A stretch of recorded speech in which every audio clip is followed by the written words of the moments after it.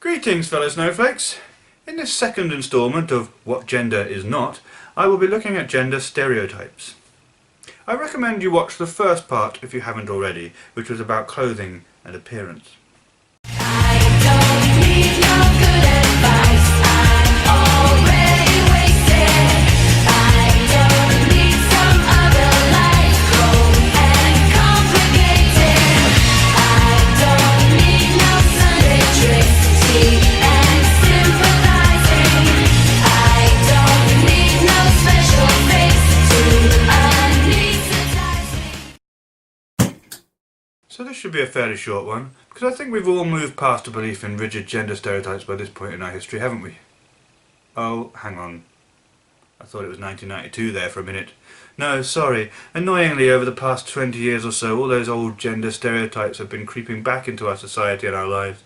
Maybe we don't believe in them as firmly as we did back in the Victorian age or the 1950s, but they still persist, sometimes in quite subtle and pernicious ways.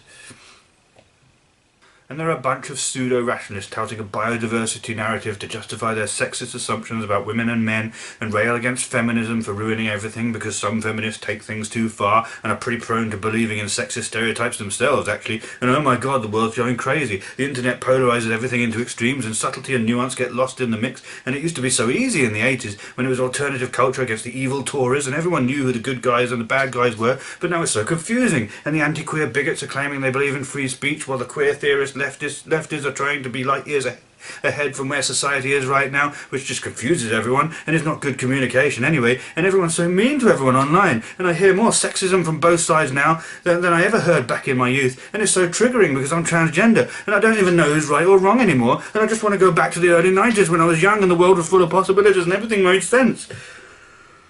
Okay, Kim, breathe. It's going to be alright.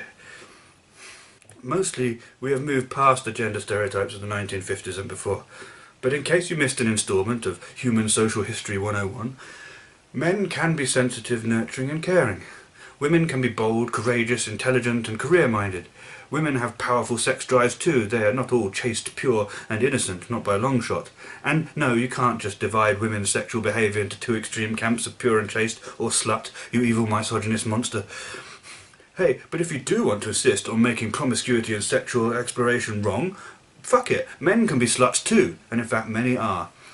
Fuck the double standards. Men do have an internal dialogue. Gosh, I was enraged when I heard a woman say she was surprised about that in a documentary about the comedy show Peep Show. Men can be sensitive, they do have feelings, men fall in love deeply, men can be excellent caregivers to their children and should play more of a role in bringing up kids. Men can do well at jobs, a lot of jobs that were traditionally women's jobs, and there should be no shame or ridicule in doing so. Men aren't all unintelligent barbarians who only care about sport, sex and beer. Men aren't all insensitive arseholes who are not in touch with their feelings and like to bully people to prove their superiority. It's just that some of them are. And yes, they scare me too, but there are a lot of great guys out there. Don't be so keen to stereotype men in these disgusting ways, it's unfair. Media distorts things and doesn't always portray men in a positive way, and the pressure on men to be strong and independent, to be the breadwinners and all that stuff is actually very damaging to men's lives. Men can be vulnerable, men can struggle in life, men can be in need of support sometimes. Sometimes that even means that women have to switch roles and be the strong ones sometimes. Shocking, I know. And women can be intelligent, career-driven, confident leaders, strong, both physically and mentally, emotionally, rational, practical, independent, rugged, aggressive. I've met women who were fearsome and intimidating. I've met women who were in positions of authority and were truly inspiring, fair-minded and with natural leadership and people skills. I've met women who had a cool, awesome attitude, who were exciting and dynamic, outspoken and interesting, creative and challenging. So many women I've met who I look up to and admire. Women can even be dangerous, aggressive, violent, cruel and bullying. Men don't get a monopoly on the negative stuff either. Yet media and many people in the language they use and the jokes they make still perpetuate sexist stereotypes about both women and men. But it's not true. Men and women vary immensely in their character traits, their hobbies and interests, their skills and abilities. And we really should stop believing otherwise. Jesus Christ, it's the 21st century, people. Yes, there are biological traits that might skew things a little. And I am talking biology, by the way, not gender identity. Hormones can make the testosterone-fueled more likely to respond with anger or to bottle up feelings of sadness than someone with more estrogen in their veins, who is more likely to cry when disappointed or frustrated than to bottle things up and get either angry or depressed. Also, the way testosterone works in terms of sexual libido can make sexual urges more of a pressing, urgent, physical drive to release sperm on a daily basis, rather than the gentler, more mind-driven libido of those with female hormones predominating in their blood. However, even these differences need to be taken with a grain of salt. Women get angry too, and can shout and even get violent on occasion. Lots of men cry, and it's cruel the way society tries to bully them out of it. Crying is healthy, you know. When the tears don't come, usually a crippling depression is the result. I'm sure the male suicide rates must have something to do with that. Also, even with female hormones, there is a physical horniness around the time of ovulation, as many of my female partners have communicated to me in the past. Women can be just as sexually driven as men. They can be just as visual in their objectification as men. Men can have lower libidos, be less interested in sex, be more in need of non-visual erotic cues than the stereotypes would suggest, etc. There are no hard and fast rules.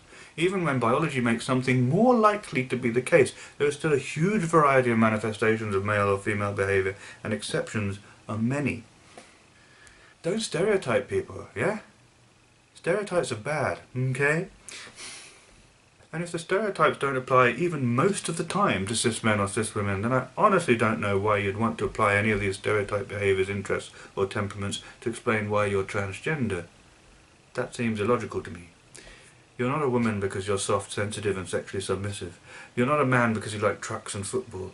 A woman can like sport and motor vehicles. A man can go all moist-eyed at a romantic film, or go all tender and maternal at sight of a cute little baby, or some kittens or puppies, whatever.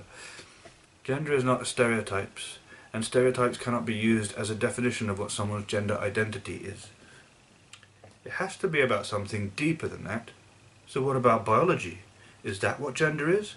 Are trans people simply those who feel their biology should be the opposite? Is it something in the brain that seems to expect the opposite anatomy? Or is gender just determined by your anatomy at birth, your genitals and chromosomes, and all this transgender and non-binary stuff is just a load of special snowflake nonsense? Find out next time, in part 3 of What Gender Is Not, when we look at biological sex. Until then, thanks for watching. Remember to like, comment or subscribe if you want. Which just leaves me to say, we're all different, we're all special, snowflakes unite.